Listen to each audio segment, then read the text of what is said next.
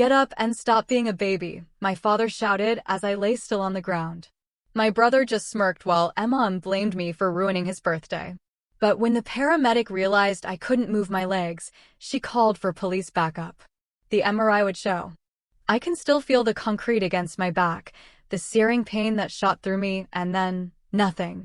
Absolute, terrifying numbness from the waist down. But what truly shattered me was seeing my brother Jason standing over me, laughing at his cruel prank, while my father barked, "Walk it off, stop being a baby," and my mother accused me of ruining his birthday party. They had no idea that their callous dismissal of my suffering would soon make them criminals, forever changing all our lives.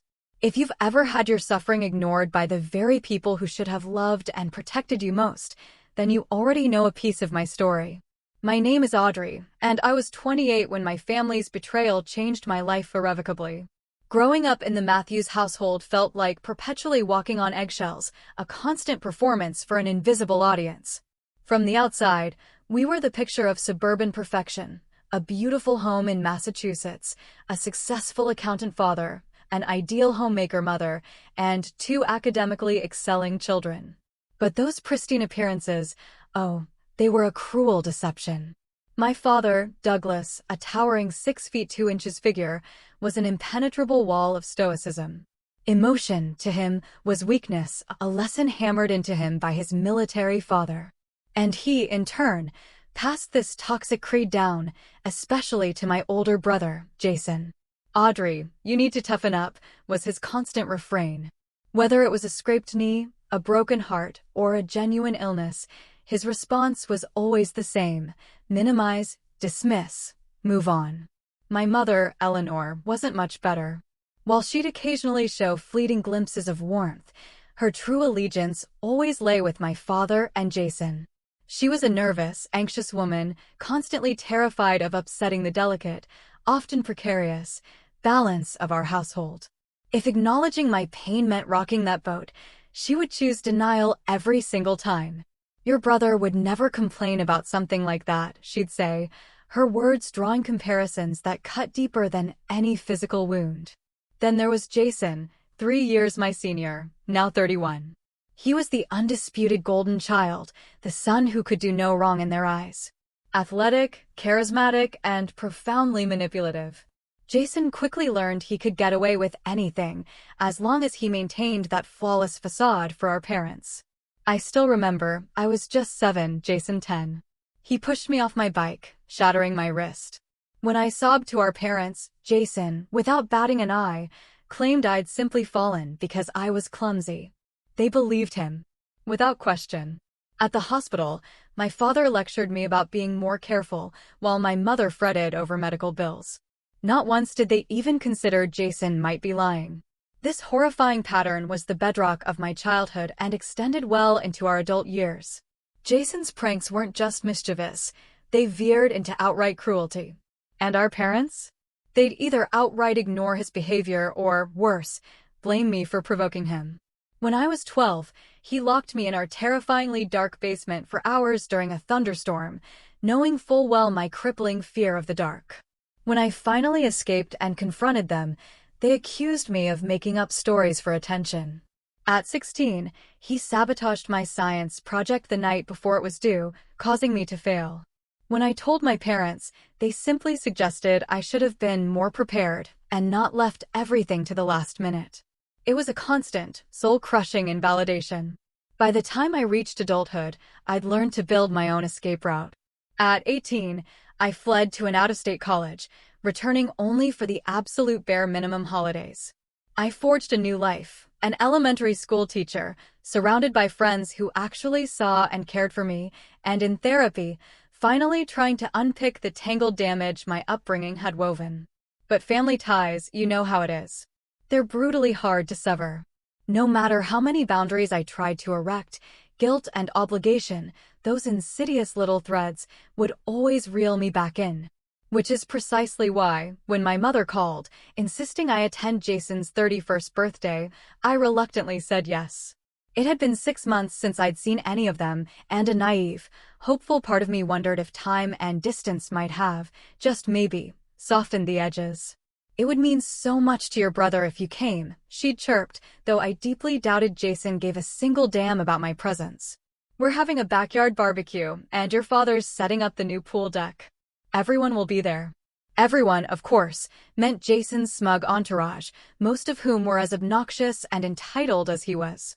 The thought of an entire afternoon with them made my stomach churn, but I was out of excuses. "Fine," I sighed, the word tasting like ash in my mouth. "I'll be there." "Wonderful. And please dress nicely, Audrey. You know how important appearances are to your father."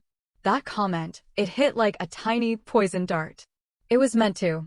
My mother knew I'd recently ditched the preppy outfits they approved of for clothes that actually made me feel like me. It was a small act of rebellion, yes, but in the Matthews household, even the slightest deviation from their meticulously crafted expectations was a major transgression. Hanging up the phone, I tried to mentally armor myself. I'd go, make polite small talk, hand Jason a generic card with some cash, and bolt as soon as it was socially acceptable. I told myself I could endure one afternoon of soul-crushing discomfort for the promise of several more months of peace. What I couldn't have known, what absolutely no amount of mental preparation could have prepared me for, was that this birthday party would be the last time I would ever walk without assistance. That the casual cruelty of my childhood would escalate to a point of no return. That my parents' chilling refusal to take my pain seriously would finally cross the line from emotional neglect into criminal negligence. I packed an overnight bag, determined to stay in a hotel, not my childhood bedroom. That tiny boundary felt like a vital act of self-preservation, a whisper that I was no longer under their thumb. I chose an outfit carefully, dark jeans, a blue blouse, comfortable flats, appropriate for a casual party, but still me. As I drove the 2 agonizing hours to their house, I ran through every technique my therapist had taught me, deep breathing, visualization, reminding myself I was an adult now, capable of leaving if things got too unbearable. But all the therapy in the world, all the mental fortifying, couldn't have braced me for the sheer, unfathomable catastrophe that was about to unfold. It couldn't prevent the physical and emotional scars that would forever mark my existence. I arrived at precisely 2 p.m., right at the party's official start. It was a deliberate tactic, you see, to minimize those dreadful one-on-one interactions. In a crowd, I could hopefully just blend in, avoid becoming their sole target. The driveway was already crammed with cars, mostly expensive SUVs and sports cars belonging to Jason's friends.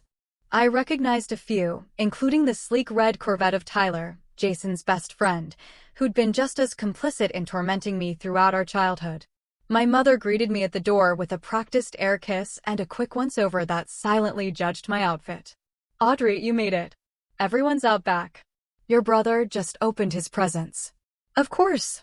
They'd started without waiting for all the guests. It was a subtle, yet potent, reminder that my presence wasn't essential, merely tolerated. The living room was awash with expensive wrapping paper, the battlefield remnants of an extravagant gift-opening session. I spotted a brand new set of golf clubs, designer clothes, and what looked like keys to some kind of vehicle. "We got him that jet ski he's been wanting," my mother informed me, beaming, pointing to a photo of the watercraft on one of the larger boxes. "Your father's having it delivered next week." I simply nodded, a familiar, bitter pang of inequity twisting in my gut. For my 30th birthday, just 6 months earlier, I'd received a department store gift card. This disparity wasn't new, but it never stopped hurting. I placed my own humble offering, a simple card with $200 inside, on the table, then followed my mother through the house into the backyard. The scene was exactly as I'd anticipated. About 30 people, mostly men in their early 30s, beers in hand, lounging around the brand-new, gleaming pool deck. My father, in his element, played the quintessential host at the grill, flipping burgers and steaks with the practiced precision of a man who'd spent a lifetime perfecting the art of suburban masculinity. Jason was holding court by the pool, his usual entourage hanging on his every word. He had a beer in one hand, gesturing wildly with the other, no doubt regaling them with some exaggerated tale of his own self-importance. I noticed he'd gained weight since I'd last seen him, his once athletic frame now softened by too many nights of heavy drinking and not enough exercise. When he spotted me, He detached from his group, approaching with the artificial, forced enthusiasm of someone performing an obligation. "Little sis, you decided to grace us with your presence after all." His words were friendly enough, but the gleam in his eyes? It was anything but warm. He pulled me into a hug that was too tight, too aggressive, a physical reassertion of the power dynamic that had governed our relationship for decades. "Happy birthday, Jason," I replied, quickly extracting myself from his suffocating embrace. "The place looks great. Dad spent a fortune on that new deck," he boasted, gesturing grandly to the custom-built Brazilian hardwood structure surrounding the in-ground pool. "Cost him nearly $20,000. Again, that unspoken comparison hung heavy in the air.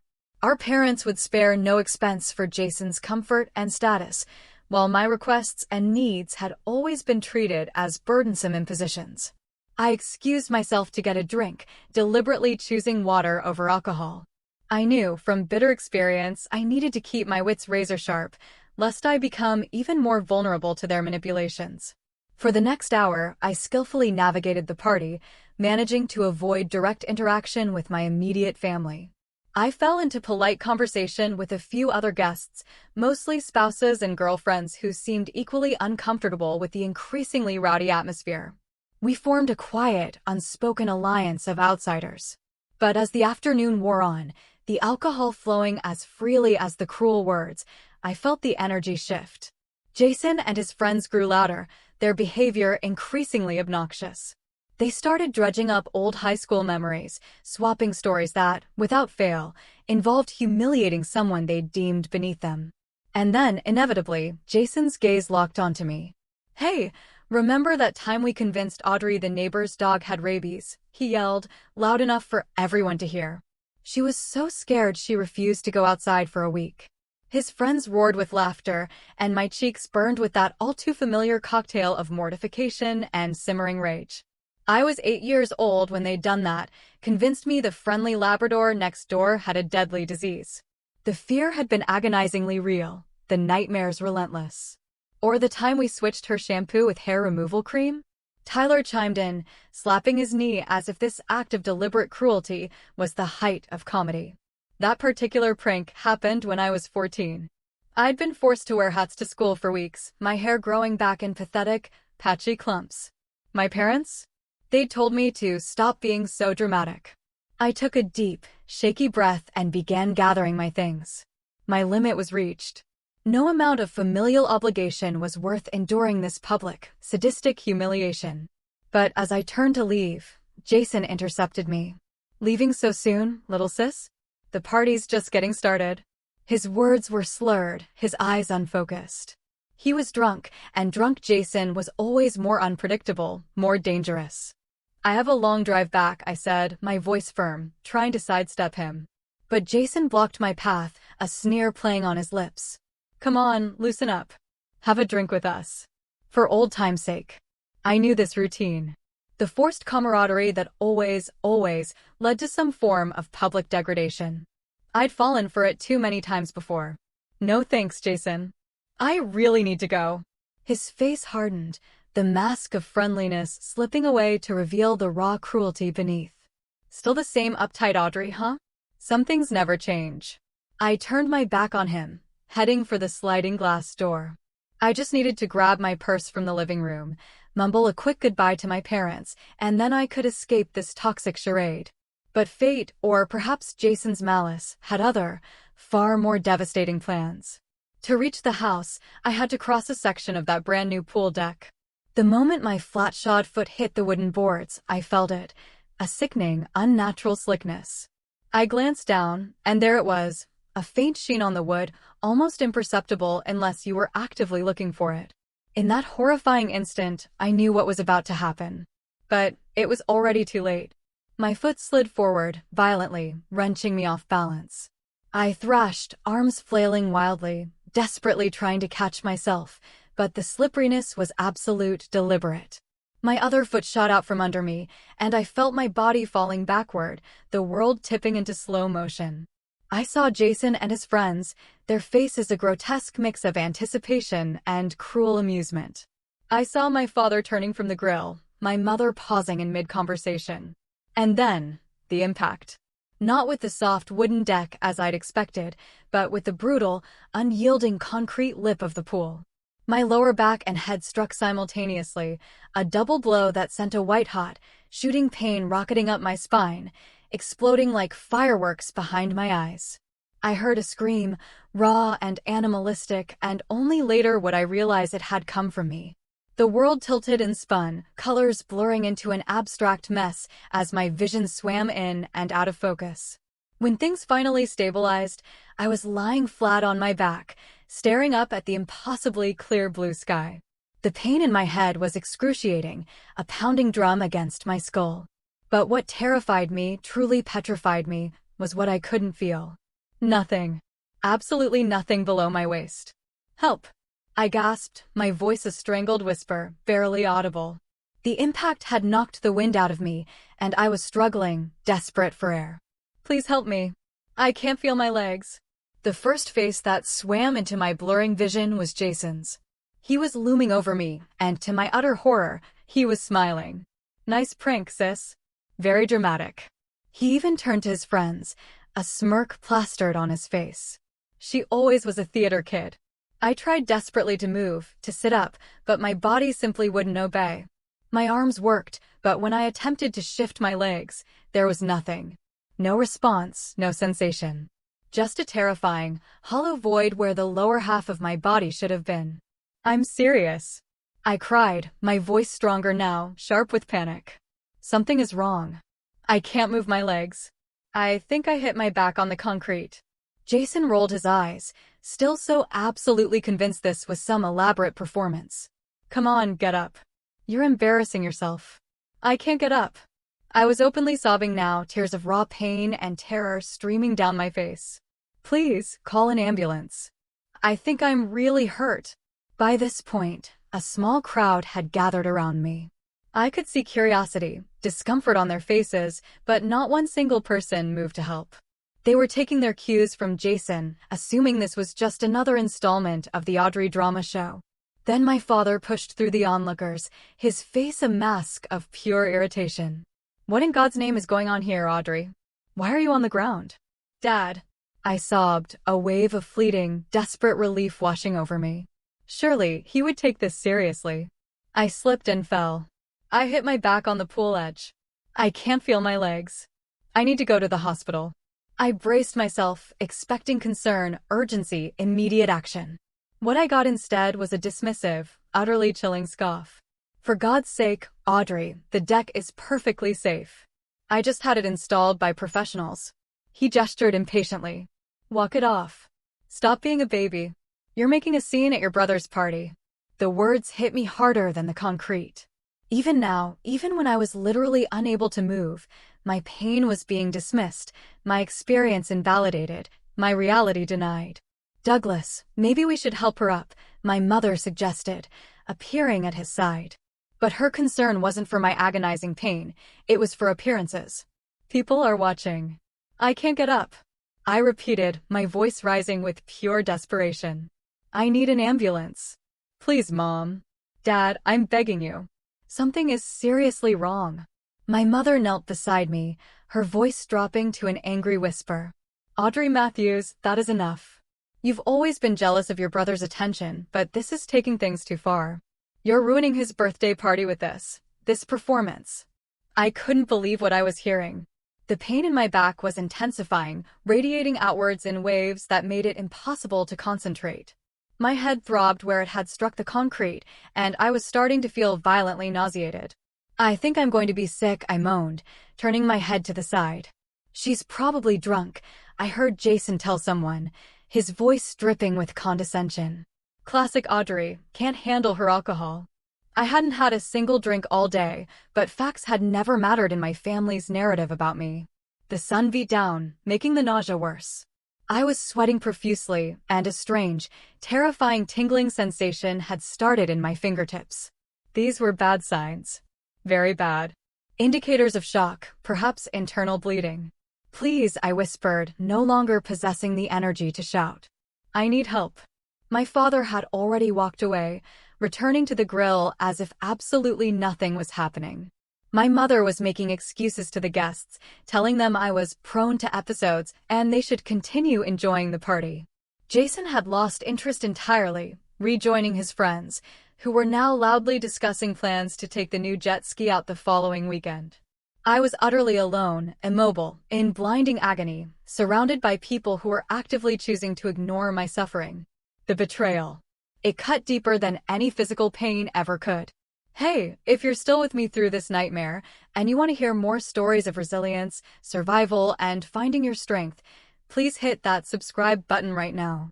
Your support means the world, and there's so much more to this journey. Then, from the very edge of my fading consciousness, a new voice cut through the haze. Firm. Authoritative. Female. Excuse me, I'm a nurse. Let me through, please. The crowd parted, and a woman I didn't recognize knelt beside me. She had kind eyes and capable hands that immediately went to my wrist, checking my pulse. Hi there, I'm Rachel. I work in the ER at Massachusetts General. Can you tell me your name? Audrey, I managed to rasp through chattering teeth. I was freezing now, despite the oppressive summer heat. Okay, Audrey, I need you to stay very still. Can you tell me what happened? I painstakingly explained the fall, the brutal impact with the pool edge, and the terrifying, immediate loss of sensation in my legs. Rachel's expression remained neutral, but I could see a deep, genuine concern etched in her eyes. She leaned closer, her voice a calm, quiet anchor. I'm going to check a few things, but I don't want you to move at all. Okay. She gently pressed her fingers against various points on my legs, asking if I could feel the pressure. I couldn't. She asked me to wiggle my toes. Nothing happened. I'm calling an ambulance, she announced, pulling out her phone, her decision final. She does not need an ambulance, my mother protested, suddenly reappearing, her voice sharp with renewed annoyance. She just needs to get up and stop making a fuss. Rachel fixed my mother with a level, unyielding stare. Ma'am, your daughter has signs consistent with a spinal cord injury. Moving her could cause permanent damage. She needs emergency medical attention immediately. For the first time, a flicker of genuine fear, a raw spark of concern, crossed my mother's face. Spinal cord injury? That's impossible. She just slipped. Falls are one of the most common causes of spinal injuries, Rachel countered, already dialing 911. And from what I can see, she hit that concrete edge quite hard. As Rachel calmly spoke with the emergency dispatcher, detailing my condition and location, I saw my father approaching. His irritation had vanished, replaced by an unsettling apprehension. What is all this about an ambulance? He demanded. Rachel, still on the phone, held up a silencing hand. After giving the dispatcher the necessary information, she turned to him. Sir, your daughter has potentially suffered a serious spinal injury. The paramedics will be here in about 10 minutes. Until then, it is absolutely crucial that she not be moved. My father's face went white. For the first time, I think, he was beginning to grasp the horrifying truth. This wasn't an act. This wasn't an attempt to steal attention or sabotage the party. This was real. This was devastatingly serious. How did this happen? He asked, his voice strained, looking around frantically as if searching for someone, anyone, to blame other than himself. Through the persistent fog of pain and fear, I managed to speak. The deck was slippery. Like it had oil or something on it. My father's eyes narrowed. That's ridiculous. I just had it sealed yesterday. It shouldn't be slippery at all. But Rachel, ever observant, was already examining the wooden boards near where I had fallen. She touched the surface, then rubbed her fingers together, her expression hardening. This is not water, she said, her voice laced with an unmistakable anger. This feels like some kind of lubricant. All eyes in the shrinking crowd turned to Jason, who had wandered back over, drawn by the rising commotion. His face, flushed from alcohol, suddenly drained of color. It was just a joke, he muttered, refusing to meet anyone's gaze. Just a little prank. I put some of Dad's deck oil on a few boards. I thought she'd slip a little, maybe fall in the pool. I didn't think. He trailed off, the unfathomable implications of his actions finally seeming to crash down on him. The silence that followed was deafening. In that agonizing moment, as I lay immobile on the ground, I saw the raw, brutal truth of my family reflected in their horrified faces, the casual cruelty that had always defined our relationships, the willful blindness to the harm they caused, the reflexive, pathological protection of Jason at all costs. But this time, there would be consequences. Consequences they would not, simply ignore away. In the distance, the faint wail of sirens began to cut through the stunned, heavy silence that had fallen over the backyard. Rachel remained steadfastly by my side, a silent guardian, monitoring my condition and keeping everyone else at a respectful distance.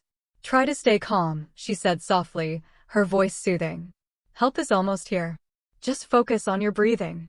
I was trying, truly, but sheer, primal panic kept threatening to swallow me whole. The terrifying numbness in my lower body was like a cold, empty void where sensation should have been.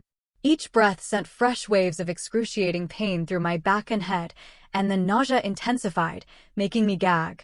The party guests, realizing this was far more than mere Audrey drama, had begun to disperse, murmuring amongst themselves. Some were already slipping away, clearly not wanting to be entangled in the unfolding horror. Others watched from a distance, their expressions a grotesque mixture of morbid curiosity and palpable discomfort. My mother hovered nearby, her earlier dismissiveness replaced by a frenetic, nervous energy. She kept straightening her clothes, touching her hair, small, anxious gestures that screamed her worry about how all this would look. "Do you really think this is necessary?" she asked Rachel, her voice small and brittle. "Maybe we could just take her to urgent care ourselves." Rachel's response was immediate and firm.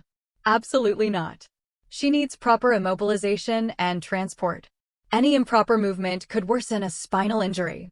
My father had gone to the front of the house to direct the incoming paramedics. Jason, meanwhile, stood frozen, several feet away, the reality of what he had done finally, irrevocably, sinking in. The paramedics arrived with remarkable efficiency, 2 women and a man, uniformed, wheeling a stretcher through the gate. Rachel immediately briefed them, her words concise and professional. The lead paramedic, a woman named Sarah, knelt beside me, her expression kind but focused. "Hello, Audrey. I'm Sarah. We're going to take good care of you. Can you tell me where the pain is worst?" "My lower back," I managed to say, "and my head. But I can't feel anything below my waist." Sarah nodded, her face professional but radiating a quiet compassion. "We're going to put a cervical collar on you to stabilize your neck, and then we'll carefully roll you onto a backboard. It's important that you do not try to help us move you, okay? Just stay as still as possible." As they worked with practiced, methodical precision, Sarah asked questions about the fall, how it happened, if I'd lost consciousness. Rachel filled in the details about my vital signs and her initial assessment. Then Sarah asked the question, the one that changed everything. "Was the surface where you fell naturally slippery, or was there something on it that caused you to slip?" Before I could even form a response, Rachel spoke up. "There appears to be some kind of oil or lubricant on the deck boards. I believe it was placed there deliberately." Sarah paused, looking up sharply, her eyes narrowed. "Deliberately? Can you elaborate on that?" "Her brother admitted to putting deck oil on the boards as a prank," Rachel stated, her voice level, but with an unmistakable undercurrent of righteous anger. "He intended for her to slip." Sarah and the other paramedics exchanged a look. Then Sarah turned to Jason, who was still standing, hands shoved deep in his pockets, staring at the ground, a picture of pathetic regret. "Jason, is that accurate? Did you intentionally create a slipping hazard that caused this injury?" Jason shifted uncomfortably, finally meeting her gaze, his face pale. "It was just supposed to be a joke. I didn't think she'd get hurt like this." Sarah's expression hardened. She turned to her colleague. "Mike, can you check the deck surface and document what you find, please?" Mike nodded, moving to examine the area, taking photos with a small camera, collecting a sample of the oily substance. Meanwhile, the paramedics continued their meticulous work to immobilize me. They secured a rigid collar around my neck, then carefully positioned themselves to roll me as a single unit onto the backboard. "On my count," Sarah instructed. 1, 2, 3. They moved me with practiced precision, but despite their care, the movement sent fresh, searing agony through my body. I cried out, unable to suppress the sound. "I know it hurts," Sarah said sympathetically. "We'll give you something for the pain as soon as we have you secured." Once I was strapped tight to the backboard, they transferred me to the stretcher, attaching monitoring equipment. Sarah placed an oxygen mask over my face and deftly inserted an 4-line into my arm. "Your blood pressure is quite low," she noted, a frown creasing her brow as she glanced at the monitor. "And your heart rate is elevated. We need to get you to the hospital right away." My mother finally seemed to truly grasp the terrifying severity of the situation. "Is she going to be all right?" she asked, her voice a reedy whisper. Sarah didn't offer false reassurances. "She has signs consistent with a significant spinal injury. The sooner we get her to a trauma center, the better her chances for recovery." As they prepared to move me to the ambulance, Mike returned from inspecting the deck. He spoke quietly to Sarah, showing her something on his camera screen. Her expression grew even more grim. "Based on what I'm seeing here and the circumstances described," she announced, her voice resonating with authority, "I'm going to request police assistance." "Police," my father sputtered, reappearing from the front yard, his face contorted in disbelief. "Surely that's not necessary. This was just an unfortunate accident." Sarah fixed him with a calm, steely gaze. "Sir, deliberately creating a hazardous condition that results in serious injury is not just an accident. Additionally, I understand there was a significant delay in seeking medical attention for your daughter, despite her reporting loss of sensation, which is a medical emergency." My father's face flushed crimson with a mixture of anger and dawning fear. "Now, wait just a minute. You cannot come into my home and make accusations like that." "Dad," I said weakly from behind the oxygen mask, "please, just let them help me." For once, my father fell silent. Sarah made a call on her radio, requesting a police presence. Then she turned back to me. "We're going to move you to the ambulance now, Audrey. The ride might be uncomfortable, but we will do everything we can to keep you stable." As they wheeled me through the house and out to the waiting ambulance, I caught a final, indelible glimpse of my family. My father, still arguing with Mike, gesturing angrily. My mother, standing with her arms wrapped around herself, looking utterly lost. And Jason, still rooted to the same spot, watching as the consequences of his lifelong cruelty finally, irrevocably, caught up with him. The last thing I saw before the ambulance doors slammed shut was a police cruiser, pulling silently into the driveway, lights flashing, but sirens thankfully muted. In that moment, despite the overwhelming pain and fear, I felt a strange, profound sense of validation. For the first time in my entire life, someone was finally taking my suffering seriously. The ambulance pulled away, carrying me towards an uncertain future, but also, mercifully, away from the toxic environment that had caused me so much immeasurable pain. As the powerful medication they administered began to take hold, dulling the worst of the physical agony, I closed my eyes and surrendered to a much-needed unconsciousness. I awoke to the insistent, rhythmic beeping of hospital monitors and the sharp, antiseptic scent that seems to cling to every medical facility. For a disoriented moment, I had no idea where I was or how I'd gotten there. Then, like a sudden, brutal shockwave, the memories came flooding back. The fall, the terrifying numbness, the paramedics, and the police arriving at my parents' house. A nurse, a kind man named Carlos, noticed I was awake and approached my bedside. "Welcome back, Audrey. You're at Massachusetts General Hospital. Do you remember what happened?" I managed to say, my voice raspy, a lingering reminder of the breathing tube that had apparently been removed at some point. "At my brother's birthday party. I couldn't feel my legs." Carlos nodded gently, making a note in my chart. "That's right. You've been in and out of consciousness for about 12 hours now. The doctor will be in shortly to discuss your condition. Can I get you some water?" I nodded gratefully, and he helped me take small, painful sips through a straw. Even that simple movement sent a jolt of pain through my back. "What's wrong with me?" I asked, fear making my voice tremble uncontrollably. Can I still not move my legs?" Carlos's expression was compassionate, but strictly professional. "The doctor will explain everything. She should be here any minute. Try to stay calm." As if on cue, a woman in a crisp white coat entered the room. She was in her 50s, with silver-streaked hair pulled back in a neat bun. "Good morning, Audrey. I'm Dr. Martinez, the neurosurgeon overseeing your care. How are you feeling?" "Scared," I admitted, the word catching in my throat. "And in pain. What happened to me? Why can't I feel my legs?" Dr. Martinez pulled up a chair and sat beside my bed, her gaze steady. "When you fell, Audrey, you suffered what we call an incomplete spinal cord injury at the T12-L1 section, in your lower back. The impact fractured 2 vertebrae and caused significant compression of your spinal cord." She showed me images from my MRI on a tablet, pointing out the stark, fractured areas.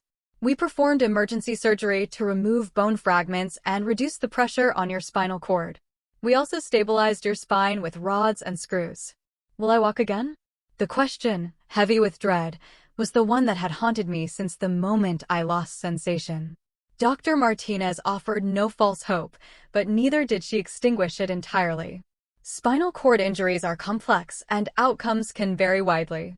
The fact that yours is an incomplete injury is actually positive news. It means the spinal cord was not completely severed. She went on, explaining that over the coming weeks and months, we'd get a clearer picture of how much function I might recover. Some patients, she said, regain significant mobility, while others experience more limited improvement. A lot will depend on your individual healing process and how diligently you work with physical therapy. "So, I might be paralyzed forever." The words felt surreal, alien, coming out of my own mouth. "I wouldn't use the term forever at this stage," Dr. Martinez replied carefully, her voice gentle. "But yes, you are currently experiencing paraplegia, which is paralysis affecting the lower limbs. We will work with you to maximize whatever recovery is possible, but you should be prepared for the possibility of long-term mobility challenges." The news hit me like a physical blow, a fresh, gut-wrenching impact. I had walked into my brother's birthday party a healthy, 28-year-old woman, and I was leaving it with a life-altering disability. All because of a cruel prank and my family's sickening refusal to take my pain seriously. "There's something else we need to discuss, Audrey," Dr. Martinez said, her tone shifting, becoming more somber. "The circumstances of your injury have prompted an investigation. There are 2 police officers waiting to speak with you when you feel up to it." I closed my eyes, briefly, trying to absorb this fresh wave of information. "My brother put oil on the deck," I rasped, the words burning with a new, bitter anger. "He admitted it. He wanted me to slip as a joke." Dr. Martinez nodded, her expression grim. "That is consistent with the information we received from the paramedics. And there seems to be significant concern about the delay in seeking medical attention for you after the injury occurred." "My parents didn't believe I was really hurt," I said, the familiar, searing pain of their dismissal washing over me again. "They told me to walk it off. They accused me of being dramatic and trying to ruin Jason's party." A flicker of something, perhaps righteous anger, crossed Dr. Martinez's usually composed, professional demeanor. "In cases of suspected spinal cord injury, immediate immobilization and medical attention are absolutely crucial. Delays can significantly worsen the outcome."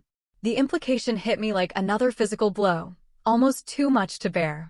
"Are you saying that if they had called an ambulance right away, I might not be paralyzed?" "It's impossible to say with certainty," she replied carefully, her gaze unwavering. "But yes, in general, the sooner a spinal cord injury is treated, the better the prognosis. Every minute counts." Tears, hot and uncontrollable, spilled down my cheeks. The injury itself was devastating enough, but the knowledge that it might have been less severe, less life-altering, if my family had simply believed me, if they had simply cared, was an additional layer of betrayal I was utterly unprepared for.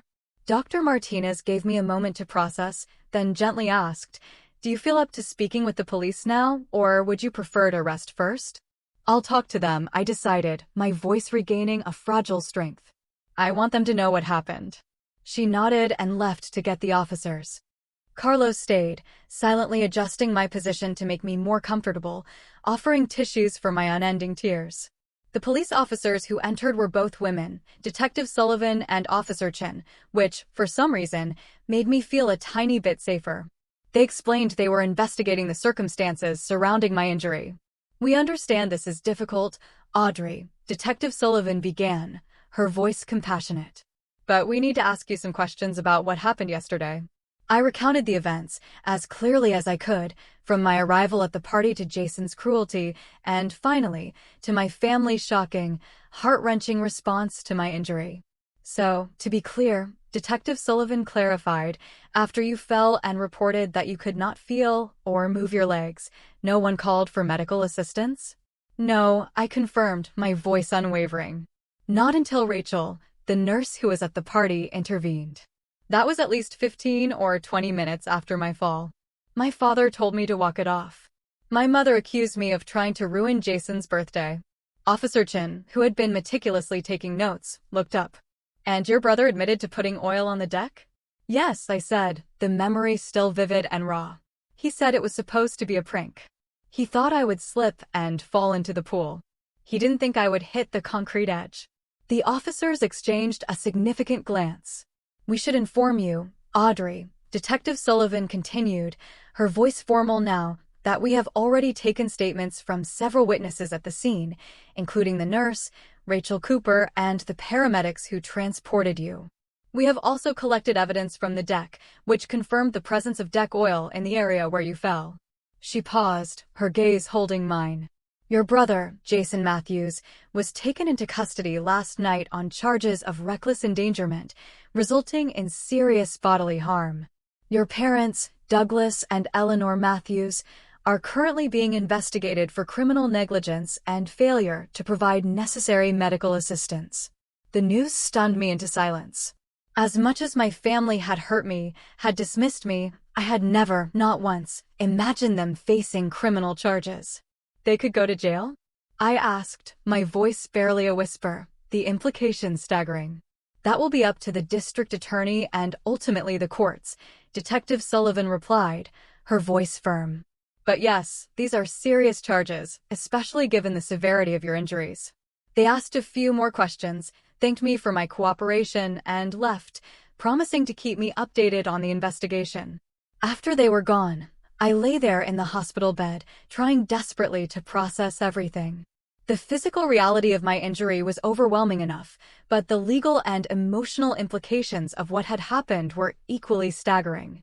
No one from my family had called or visited. I wondered if they were legally prevented from contacting me, or if they were simply continuing their lifelong pattern of avoiding accountability for the harm they caused. As evening fell, a hospital social worker named Marcus came to see me. He gently explained that he'd be helping coordinate my care plan, discussing rehabilitation options and resources for adjusting to life with a spinal cord injury. "You're looking at a significant recovery period, Audrey," he said, his voice kind. "After you're stable enough to leave acute care, you'll likely need to spend several weeks in an inpatient rehabilitation facility, followed by ongoing outpatient therapy." "I live alone," I heard myself say, the terrifying practical implications suddenly crashing down.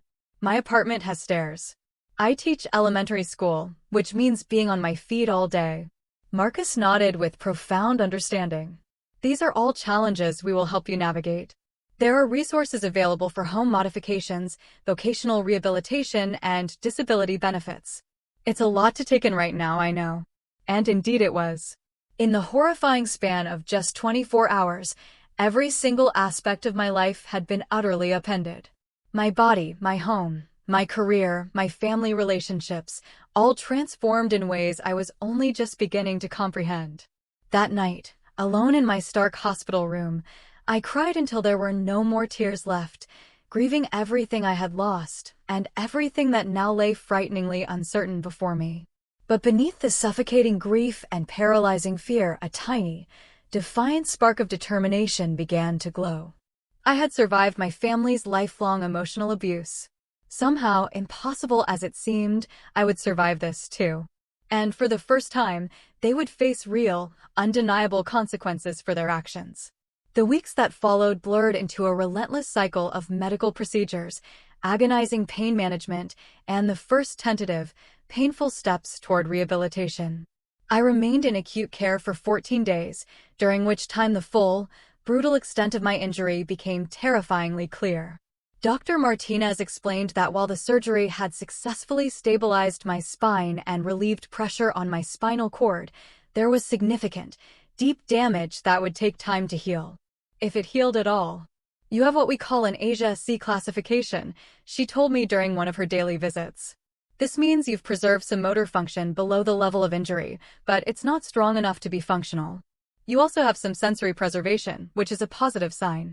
I had indeed begun to regain some sensation in my thighs and occasional, prickly tingles in my lower legs, what the medical team optimistically called encouraging. However, I still had no voluntary movement below my knees and minimal strength in my hip and thigh muscles. The physical aspects of recovery were challenging enough to break a lesser person, but the legal proceedings, you guys, they added an entirely new, complex layer to my already shattered existence. 10 days after my injury, I received a visit from a woman named Laura Jensen, who introduced herself as an assistant district attorney. The police investigation into your case has been completed, she informed me, her tone grave. Based on the evidence collected and witness statements, we have filed formal charges against your brother and parents. Jason, she explained, was facing a felony charge of reckless endangerment, resulting in serious bodily injury, which carried a potential sentence of up to 10 years in prison. My parents were charged with criminal negligence and failure to provide necessary medical assistance, charges that could result in up to 5 years of incarceration if they were convicted. Of course, these are the maximum penalties, Laura clarified.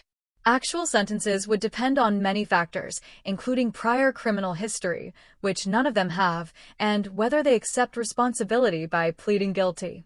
She also informed me that I had the right to file a civil lawsuit against them for damages, regardless of the outcome of the criminal case. Medical expenses for spinal cord injuries can run into the millions over a lifetime, she said, her words a chilling reality check. Not to mention lost wages, pain and suffering, home modifications, specialized equipment, and ongoing care needs. It was overwhelming to even think about. A part of me, the part that craved peace, wanted nothing more to do with my family, to simply cut all ties and focus on my recovery. But the stark, undeniable practical reality was that I was now facing enormous financial challenges as a direct result of their actions. Laura put me in touch with a personal injury attorney named Michael Greenberg, who specialized in spinal cord injury cases.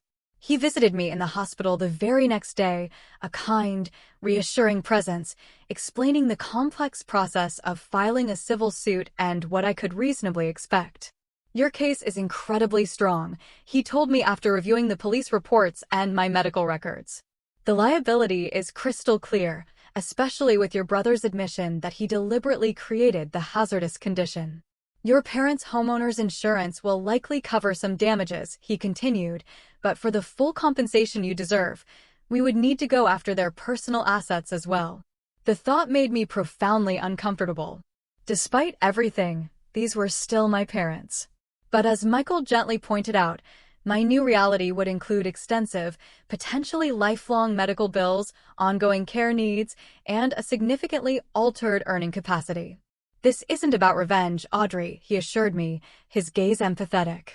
It's about ensuring you have the resources you need to live as full and independent a life as possible. I agreed to let him file the lawsuit, a decision that felt both absolutely necessary and utterly heartbreaking. Meanwhile, my physical recovery continued its slow, arduous march. After 2 weeks in acute care, I was transferred to a specialized spinal cord injury rehabilitation center. The facility was modern, well-equipped, staffed by a dedicated team of physical therapists, occupational therapists, psychologists, and rehabilitation nurses, all singularly focused on helping patients like me adjust to life after a spinal cord injury. My primary physical therapist was a man named David, who somehow combined unwavering optimism with a refreshingly pragmatic realism. Our goal is to maximize whatever return of function you experience, he explained during our first session. But equally important is learning to be as independent as possible with the function you have right now. The days at the rehabilitation center fell into a demanding, relentless routine. Mornings began with 2 hours of physical therapy, brutally focused on strengthening the muscles that still functioned and learning transfer techniques to move from bed to wheelchair and back again. Afternoons included occupational therapy, where I learned adaptive techniques for daily living activities, everything from dressing myself to cooking from a seated position. There were group sessions too, where I met other people with spinal cord injuries at various stages of recovery. Some had been injured years ago, returning periodically for tune-up therapy. Others were newly injured like me, still raw, still reeling, still adjusting to the radical, seismic shift in their lives. One of these patients, a woman named Tara, who had sustained a similar injury in a car accident 2 years earlier, became a vital source of strength. She used a combination of leg braces and forearm crutches to walk short distances, though she relied on a wheelchair for daily mobility. "It gets easier," she told me one evening during the patient dinner hour, her voice quiet but firm. "Not the physical stuff necessarily, though that does improve with time. I mean, the emotional adjustment. Right now, everything in your life is defined by your injury. Eventually, it becomes just one aspect of who you are, not your entire identity." Her words were a glimmer of precious hope during the darkest moments, when the future seemed impossibly bleak, a vast, terrifying chasm. There were days when I made tangible progress, managing to stand between parallel bars with the support of leg braces, or experiencing new, hopeful flickers of sensation in my feet. But there were also devastating setbacks, infections that delayed therapy, moments of pure despair when the sheer, crushing magnitude of what I had lost overwhelmed me. Throughout all of this, I received no contact whatsoever from my family. My attorney informed me that they had been instructed by their legal counsel not to communicate with me directly due to the pending criminal and civil cases. A part of me was, I admit, deeply relieved.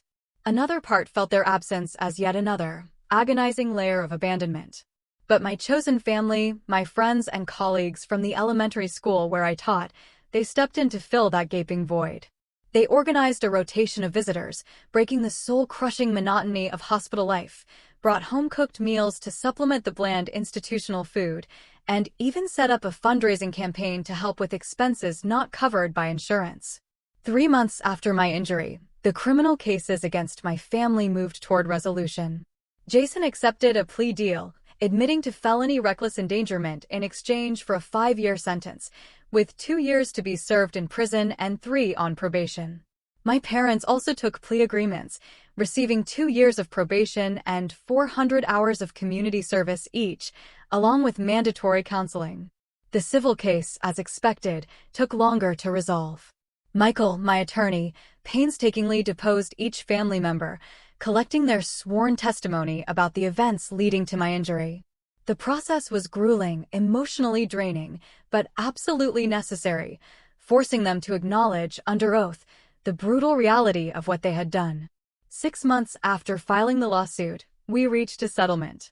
My parents' homeowner's insurance paid out its maximum liability of $1 million. Additionally, my parents agreed to sell their house and liquidate a significant portion of their retirement savings to create a trust fund of an additional $2 million for my ongoing care needs. It was a substantial sum, enough to cover my immediate medical expenses, the necessary modifications to make my apartment accessible, and to provide a crucial financial cushion as I painstakingly figured out what my professional future might look like. But no amount of money, I knew, could ever restore what I had lost, both physically and emotionally. By the 8-month mark after my injury, I had made what my medical team considered nothing short of remarkable progress. I had regained some function in my leg muscles, enough that with specialized braces and a walker, I could take short, labored steps. It wasn't true walking, not the easy, unconscious movement I had once taken for granted, but it was more than many with similar injuries ever achieved. I was discharged from inpatient rehabilitation, continuing with outpatient therapy 3 times a week. I moved back into my apartment, which had been painstakingly modified with ramps, wider doorways, and an accessible bathroom. A part-time caregiver became my lifeline, helping with tasks I couldn't yet manage independently. I also began the daunting process of reimagining my professional life. Returning to classroom teaching simply wasn't feasible. But the school district, bless them, offered me a new position as a curriculum specialist, a role I could perform largely from home, with occasional visits to schools. Throughout this relentless period of physical recovery and practical adjustment, I was also engaged in another, deeper kind of healing.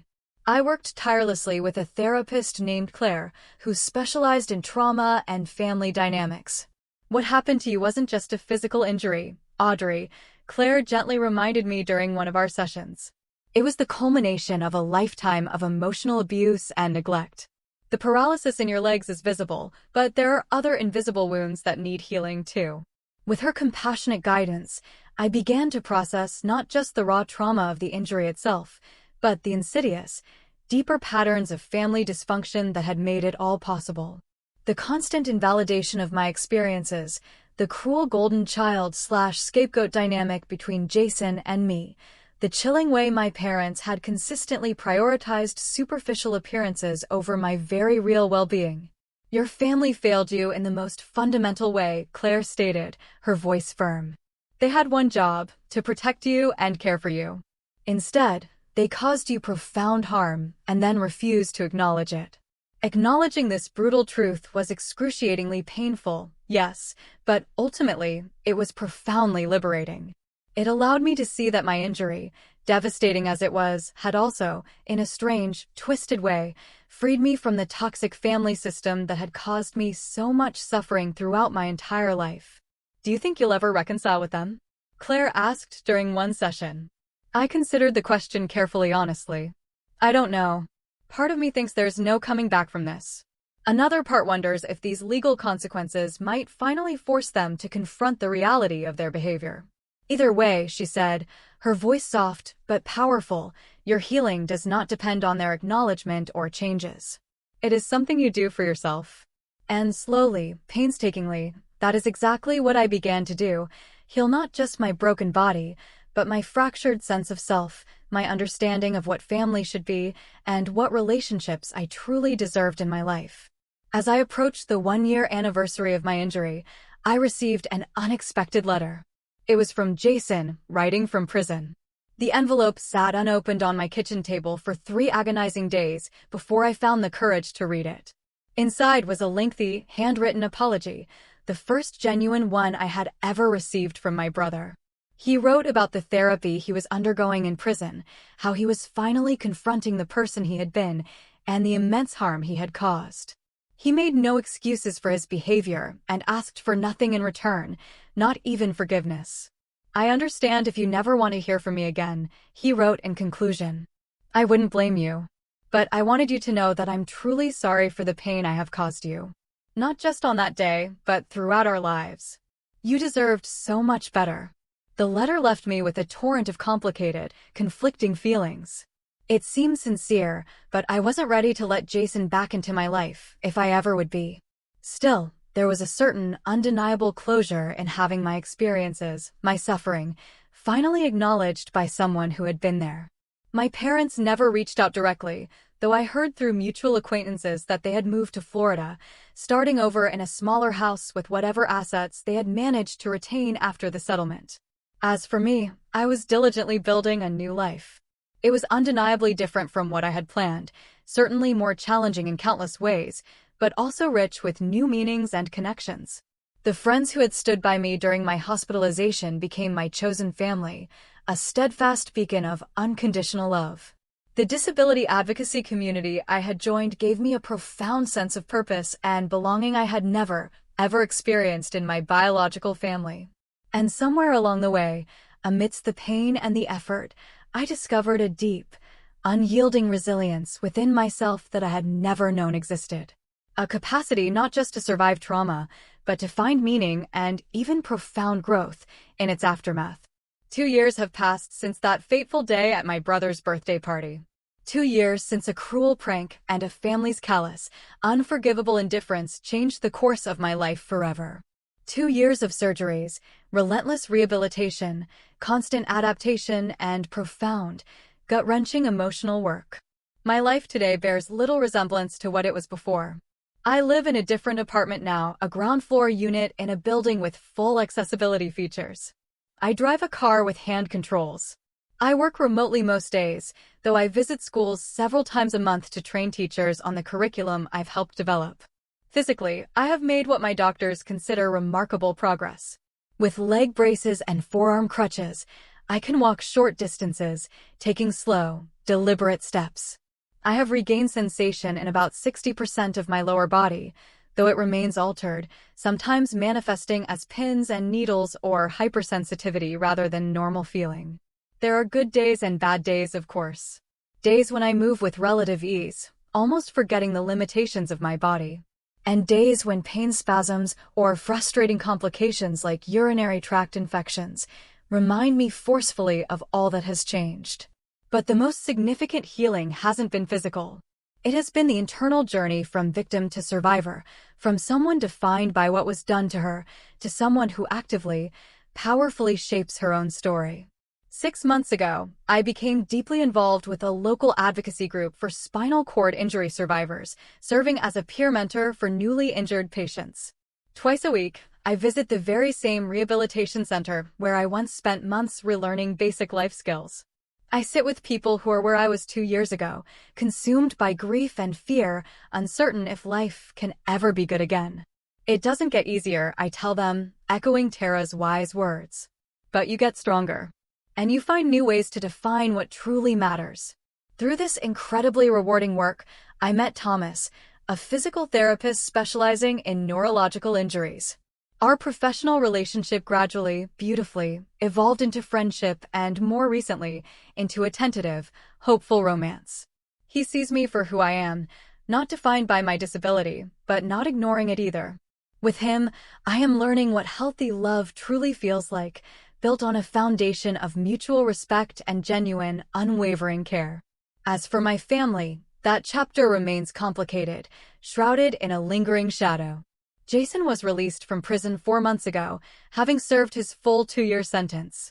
He wrote to me again, asking if we might meet someday, when I feel ready.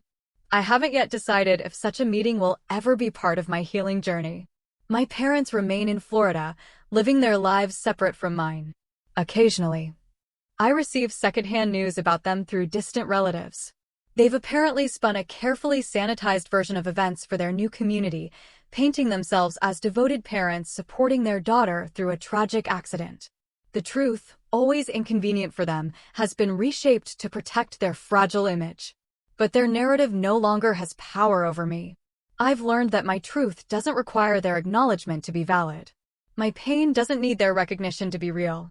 This, perhaps, has been the most profound, most revolutionary lesson of my entire journey, that validation must ultimately come from within. For someone raised to doubt her own experiences, to question her own pain, this realization has been nothing short of life-changing. I've also learned about the true meaning of family, that it isn't necessarily defined by blood or legal ties, but by who shows up when you're at your most vulnerable, by who stays when staying gets difficult, by who sees your pain and responds with genuine compassion rather than cruel dismissal. My chosen family has flourished over these 2 years. It includes Sarah, the paramedic who first recognized the seriousness of my injury and ensured I received proper care. Rachel, the nurse who intervened when no one else would. David, my physical therapist who pushed me to achieve more than I thought possible. Claire, who helped me navigate the treacherous emotional landscape of trauma and recovery. And now Thomas, who loves me, not despite my scars, but with full acknowledgement of how they have shaped me. Together, these authentic connections have taught me what healthy attachment looks like, what it feels like to be believed, to be supported, to be valued simply for who I am, rather than for maintaining convenient, false appearances. Last month, I proudly completed my master's degree in educational psychology, specializing in trauma-informed teaching practices. Next fall, I will begin a new position as a consultant for the school district, training educators to recognize and support children experiencing various forms of trauma, including family dysfunction. It feels like a powerful way of honoring my own journey, of creating profound meaning from the pain I have experienced. Perhaps that is the ultimate form of healing, not erasing the wound, but transforming it into something that serves a purpose greater than oneself. My paralysis will always be part of my story, as will the complex, damaging family dynamics that contributed to it. But neither defines the entirety of who I am or what my life can mean.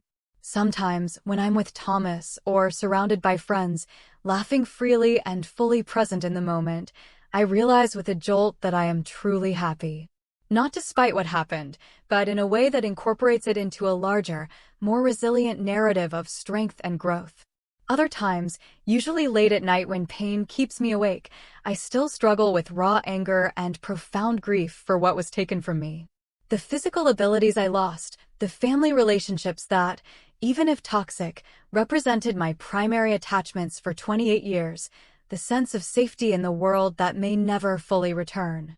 But even in those dark moments, I am no longer alone with my pain. I have learned to reach out, to allow myself to be vulnerable with those who have earned my trust, to accept help without shame, to acknowledge my limitations without being defined by them. If there is wisdom to be gained from trauma, perhaps it is this, that our wounds shape us, yes, but they need not determine us. That even the deepest betrayals can become catalysts for profound transformation.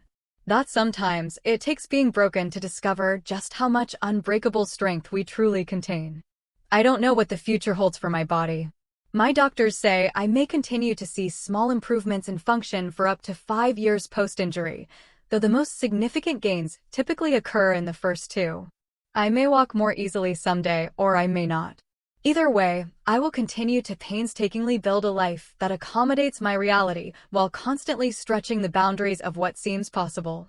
What I do know, with absolute certainty, is that I am no longer the woman who entered that birthday party 2 years ago, desperate for approval from people utterly incapable of truly seeing me. I am someone new, forged in the crucible of trauma and recovery, stronger in the broken places, as Hemingway once wrote. More authentic, more compassionate, more profoundly aware of both my vulnerability and my incredible power. And that, perhaps, is the most unexpected, most precious gift to emerge from this unimaginable ordeal, the discovery of a self worth fighting for, worth believing in, worth loving fiercely.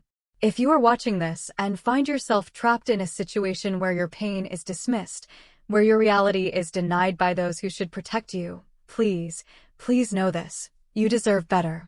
Your experiences are valid. Your suffering matters.